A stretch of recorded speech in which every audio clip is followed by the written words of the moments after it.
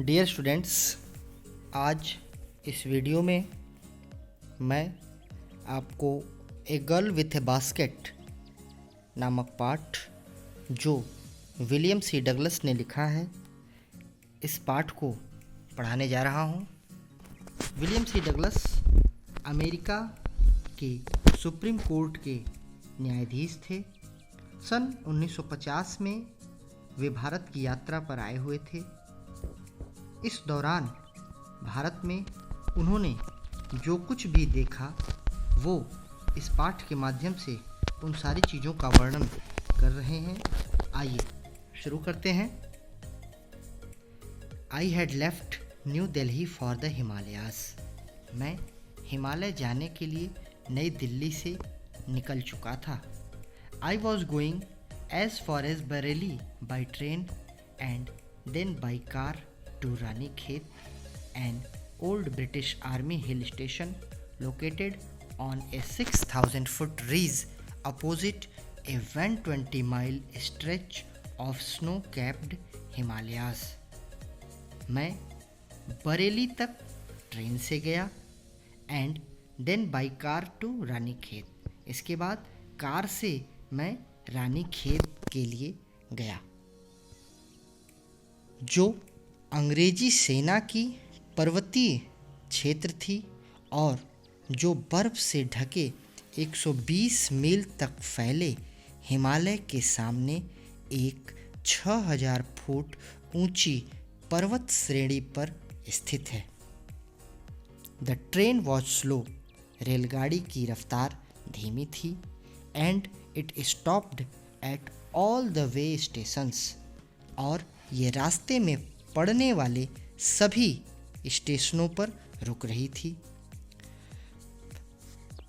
At every stop I swung open the door of my compartment and walked the platform.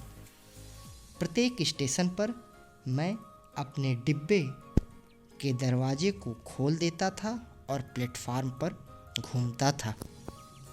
The platforms were packed with people, Sikhs, Muslims, Hindus, soldiers, merchants, priests, porters, beggars, hawkers.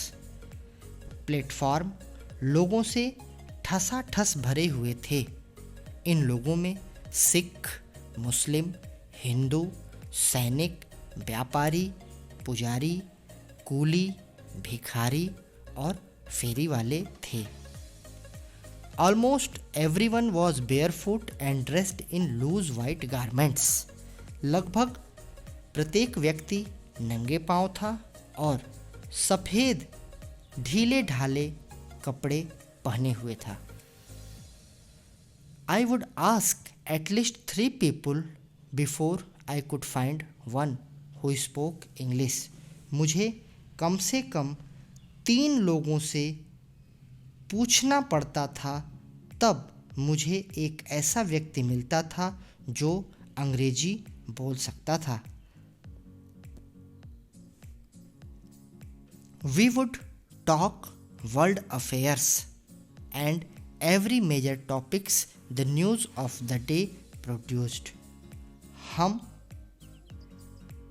संसार के मामलों और उस प्रत्येक महत्वपूर्ण विषय पर बात करते थे जो उस दिन के समाचार पत्रों में होता था।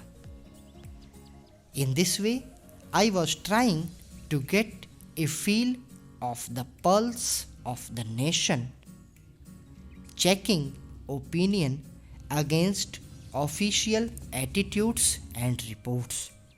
इस प्रकार से मैं जनता के विचारों की सरकारी दृष्टिकोण और दी गई सूचनाओं से तुलना करके राष्ट्र की भावनाओं को जानने का प्रयत्न कर रहा था। द रूट ले through one of the richest of India's agricultural areas. यह रास्ता भारतवर्ष के सबसे समृद्ध कृषि क्षेत्रों से होकर था। This was the plain of upper Ganga river. यह गंगा नदी का ऊपरी मैदान था, 1000 feet above sea level but tropical, जो समुद्र के स्तर से 1000 फीट ऊंचा था लेकिन उष्णकटिबंधीय था, अर्थात वहाँ पर लंबे समय तक गर्मी एवं बरसात होती थी। The Ganga was brown silt swollen with flood waters, its overflow inundating thousands of acres of rice. भूरी रेत वाली गंगा बाढ़ से उफन रही थी और उसका उफान चावल की हजारों एकड़ की फसल को पानी से भरे हुए था। To the north were jungles, great expanses of grass higher than a man's head and unbroken except for an occasional clump of trees, the home of tigers, elephants, pythons and cobras. उत्तर की ओर जंगल थे, आदमी के सिर से ऊंची घास का लगातार अति विशाल विस्तार था, जो कहीं कहीं पर वृक्षों के झुंडों के अतिरिक्त कहीं से भी टूटा नहीं था, जो शेरों, हाथियों, अजगरों और काले नागों का घर था। Everywhere else there was flat land running to the horizon. इसके सिवाय सब जगह सपाट मैदान क्षितिज तक फैला था, but dotted here and there by the sacred banyan tree और by rows of pakar trees, लेकिन कहीं कहीं पर इधर उधर पवित्र बरगद का वृक्ष था या पाकड़ के पेड़ों की पंक्तियां थीं, जिनका आकार एल्म वृक्ष की भांति shaped like elm and having thick twisted trunks, जो कि एल्म वृक्ष की भांति थी तथा जिसके तने मोटे तथा मुड़े हुए थे। Hot humid air was moving in from the southwest. दक्षिण पश्चिम से गर्म नम हवा अंदर चली आ रही थी। Monkeys,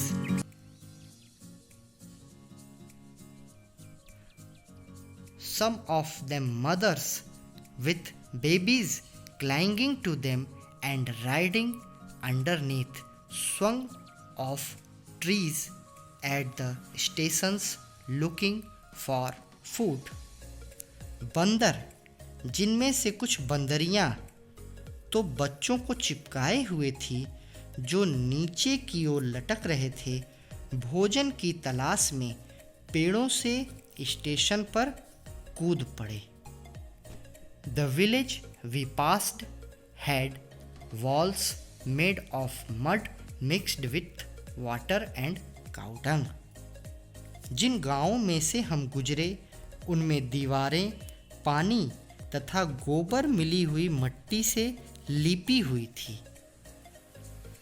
Their peaked roofs were detached bundles of grass tied to bamboo poles stretched across the rafters. उनकी ऊंची नुकीली छतों की ढालू सीटों पर बांस के डंडों पर घास के पूले कसकर बनाए हुए छप्पर थे। That day the pumpkin vine that grew over them were in bloom, trailing streaks of yellow over drab walls. उस दिन उन भद्दी दीवारों पर उगी हुई कद्दू, काशी फल जिन्हें बोला जाता है, की बेलें फूलों से लदी हुई थी तथा उन मटमैली दीवारों पर लंबी पीली धारियां बना रही थी। अब इसके आगे हम आपको अपने अगले वीडियो में पढ़ाएंगे। ठीक, धन्यवाद। डियर स्टूडेंट्स, अपने पिछले वीडियो में हम a girl with A basket नामक पाठ का अध्ययन कर रहे थे। तो आइए अगले पैराग्राफ की ओर चलते हैं। At one station my routine of talking with the people was interrupted. एक स्टेशन पर लोगों से बातें करने का मेरा सिलसिला रुक गया। एज सुन एज आई अलाइटेड, जैसे ही मैं उतरा, a group of young children gathered around me. छोटे छोटे बच्चों के एक झुंड ने मुझे घेर लिया। They were selling baskets and hand woven reed baskets with simple designs and patterns. वे साधारण टोकरियाँ, हाथों से बनी हुई साधारण टोकरियाँ बेच रहे थे। They held the baskets high, shouting words I did not know but conveying unmistakably their desire. टोकरियों को ऊपर उठाकर जो शब्द वो चिल्ला रहे थे उन्हें तो मैं नहीं समझा, किंतु उनकी इच्छा बिल्कुल स्पष्ट रूप से प्रकट हो रही थी। These were refugee children, ये शरणार्थी बालक थे। When partition between India and Pakistan was decreed, hundreds of thousands of people pulled up their roots and changed their residence. जब भारत और पाकिस्तान के बीच बंटवारा हुआ तो लाखों लोगों ने अपने पुराने घरों को छोड़ दिया तथा नए खोजे। 9 million people left Pakistan and came to India driven by the fear of religious fanaticism. धर्मांधता के डर से 90 लाख लोगों ने पाकिस्तान छोड़ा और भारत में आ गए। They were poor people to start with. आरंभ में ये लोग गरीब थे। They were poorer as they began their long trek, for all they could carry was a bit of food and a few belongings.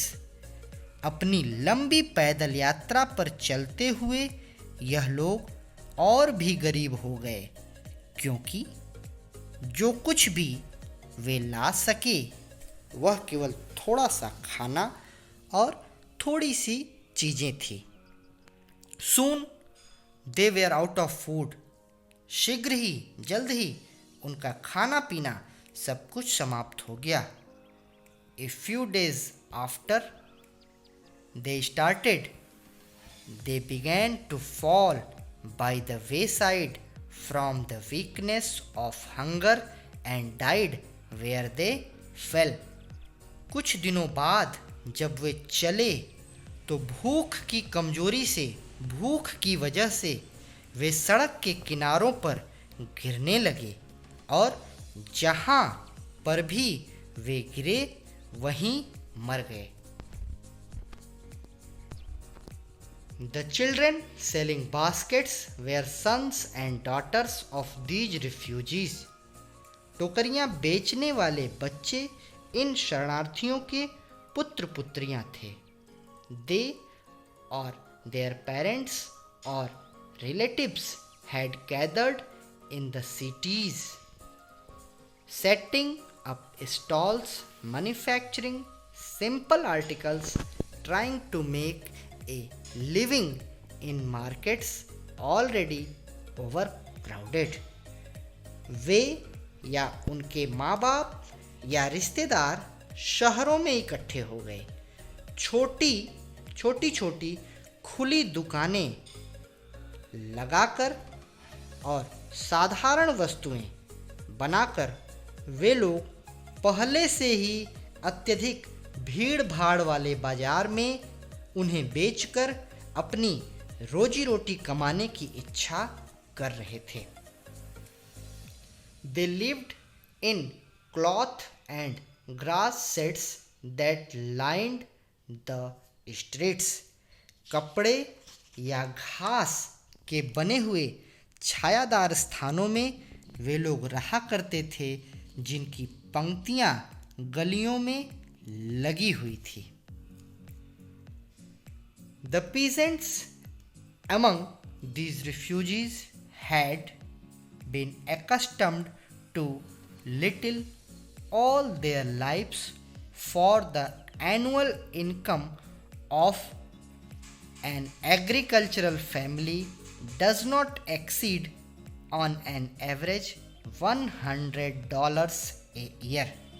इन शरणार्थियों में से जो किसान थे, द पीजेंट्स माने किसान, वे तो थोड़े में ही गुजारा करने के अभ्यस्त थे, किंतु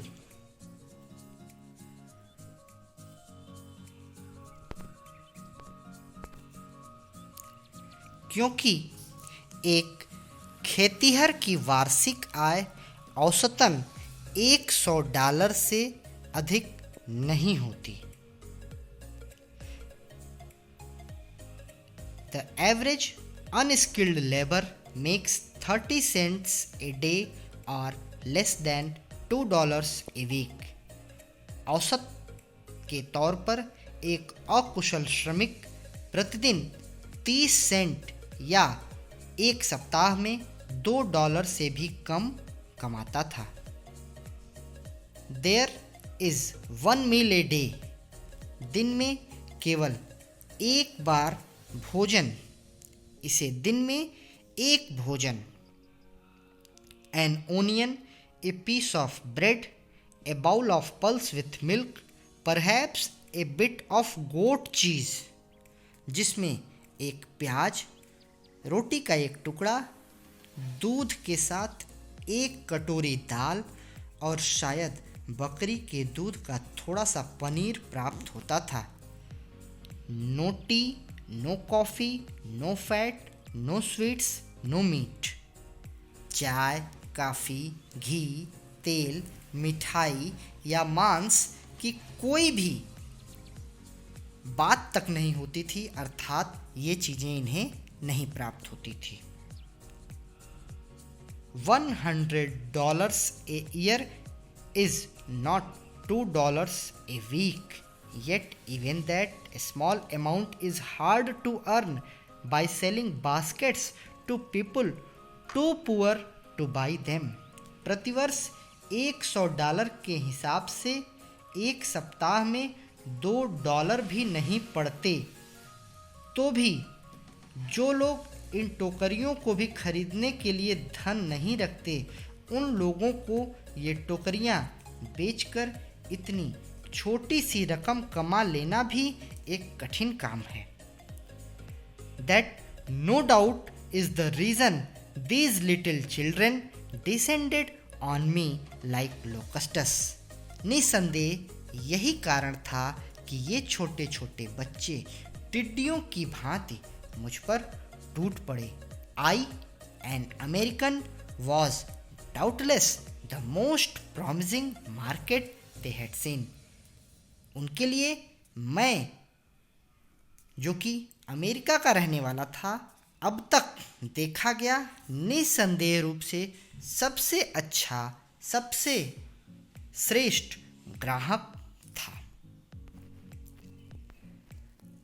I bought one teeny basket for a few annas, another fruit basket for a bit more, a beautiful waste paper basket for a rupee, a lovely sewing basket for a rupee, a few fans for an anna or two a piece।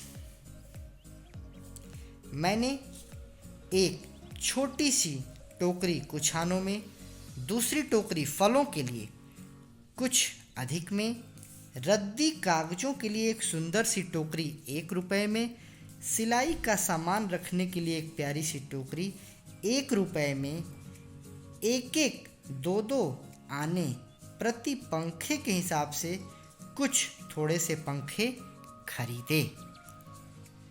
My arms were filled and I had not spent 50 cents। मेरे हाथ भर गए और मैंने 50 Saint भी खर्च नहीं किए थे।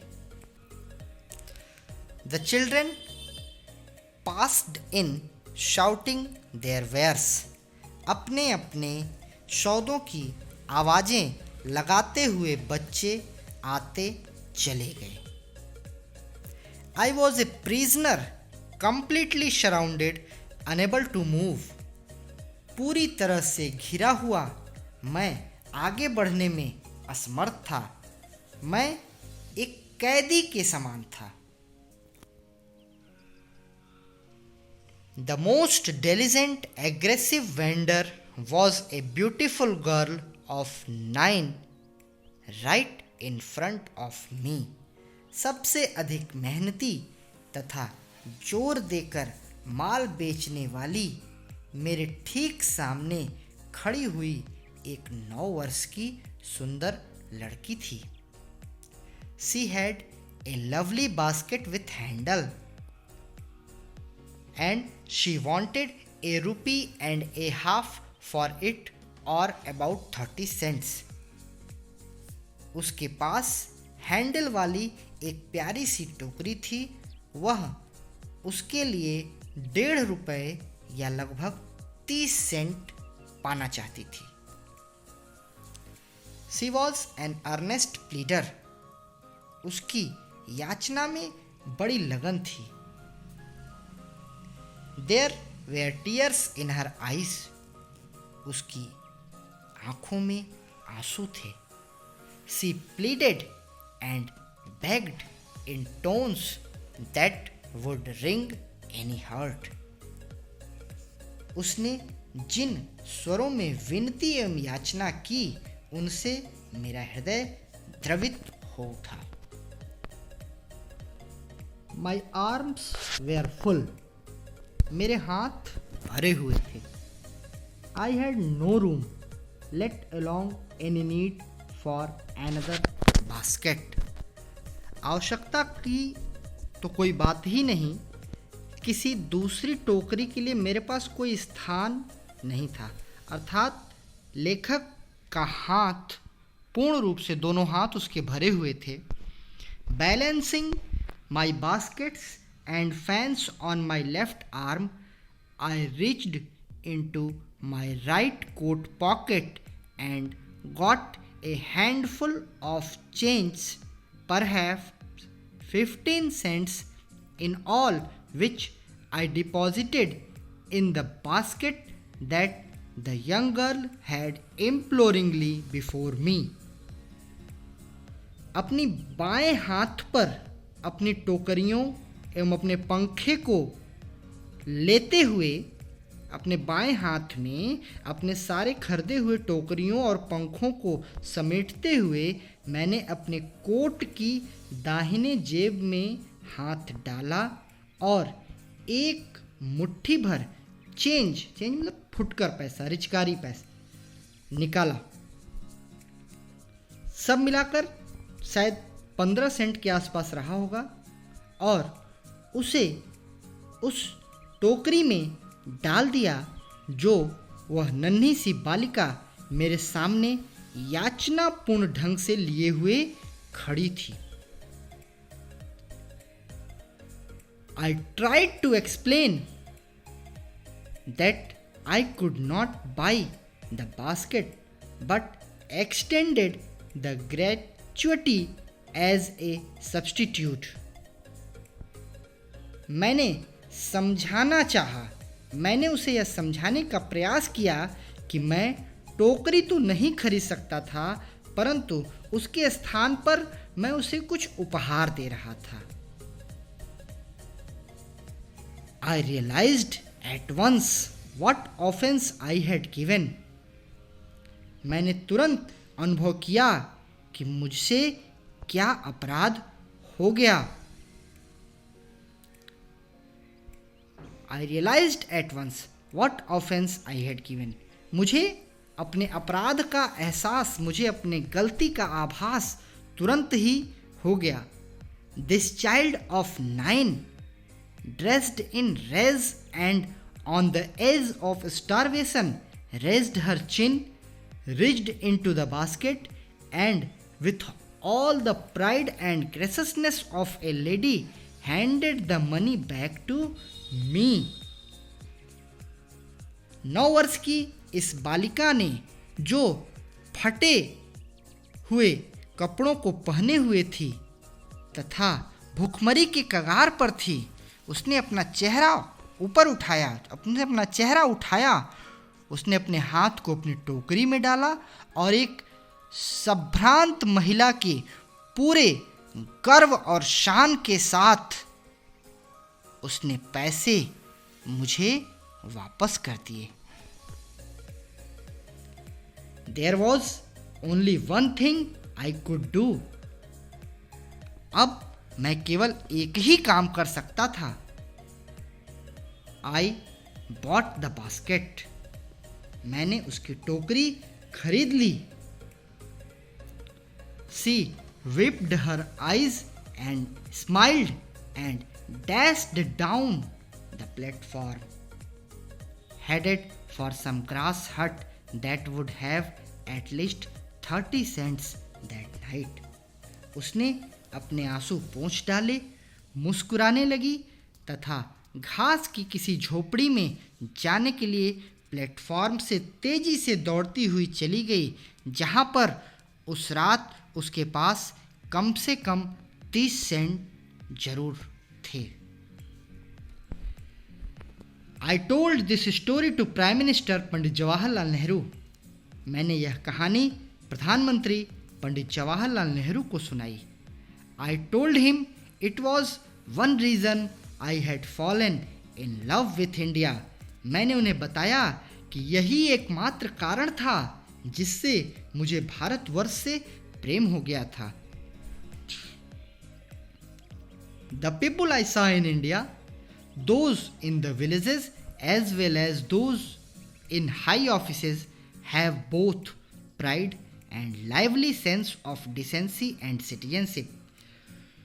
जिन लोगों को भी मैंने भारत में देखा, उनमें चाहे वे गांव में रहने वाले लोग हों या ऊंचे पदों पर रहने वाले लोग हों, गर्व तथा सद्व्यवहार और नागरिकता के प्रति एक जीवंत भावना, लाइवली सेंस ऑफ डिसेंसी, दोनों का समावेश पाया।